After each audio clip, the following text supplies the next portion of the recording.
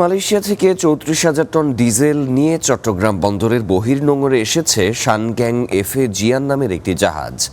গতরাতে বন্দরের বহির্নোঙরে আসে জাহাজটি। এর আগে শুক্রবার সকালে সিঙ্গাপুর থেকে ২৭,০০০ টন ডিজেল নিয়ে আসে ইউয়ান জিং হে জাহাজ।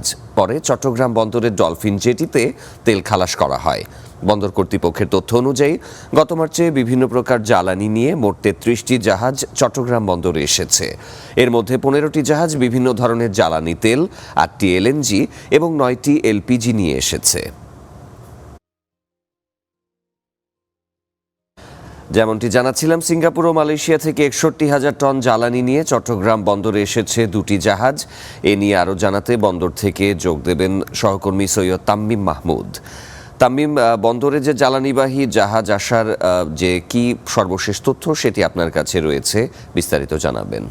আমরা এই মুহূর্তে আছি চট্টগ্রাম বন্দরের ডলফিন জেটিতে, যেখানে দেখছেন আমার পিছনেই কিন্তু মালয়েশিয়া থেকে যে সিঙ্গাপুর থেকে যে জাহাজটি এসেছে ২৭,০০০ টন, সেটি ডিজেলবাহী। সেই ডিজেলবাহী জাহাজটি খালাস চলছে। আগামী দুদিনের মধ্যে এই জাহাজ কিন্তু তার তেল খালাস করে আবার ফিরে যাবে। এছাড়াও চট্টগ্রাম বন্দরের বহির্নোঙরে আমরা জানি যে গতকাল রাতে কিন্তু একটি জাহাজ এসেছে যেখানে প্রায় ৩৪,০০০ টন ডিজেল আছে। এর বাইরেও কিন্তু এর আগের দিন এলএনজি নিয়ে একটি ইউএসএ থেকে একটি জাহাজ আসে এবং আজকে সন্ধ্যা নাগাদ আরেকটি এলপিজি বাহী একটি জাহাজ কিন্তু আসার কথা রয়েছে। একটু জানিয়ে রাখি যে এখন পর্যন্ত প্রায় ৩৩টি জাহাজ কিন্তু বিভিন্ন জ্বালানি নিয়ে চট্টগ্রাম বন্দরে এসেছে এবং তাদের খালাস কার্যক্রম শেষ করে কিন্তু তারা ফিরে গেছে। এছাড়াও যদি আরেকটু বলি যে সরকার কিন্তু এখন গেল ৯ মাসে কিন্তু যেই পরিমাণ জ্বালানি আমদানি করা হয়েছে তা কিন্তু গেল বছরের তুলনায় প্রায়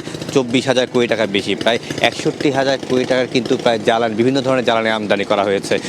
তারপরেও কিন্তু এক ধরনের সংখ্যা আমরা দেখেছি যে ইস্টার্ন রিফাইনারি যেই সংখ্যা, যে ক্রুড অয়েলের যে একটি সংখ্যা রয়েছে, সেটি চাহিদা রয়েছে, সেটা কিন্তু এখন পূরণ হয়নি। তবে সরকারের পক্ষ থেকে বিভিন্নভাবে বিভিন্ন উৎস থেকে কিন্তু আনার চেষ্টা করা হচ্ছে এবং এই মাসের ২০ তারিখ নাগাদ বলা হচ্ছে যে এটি ক্রুড অয়েলবাহী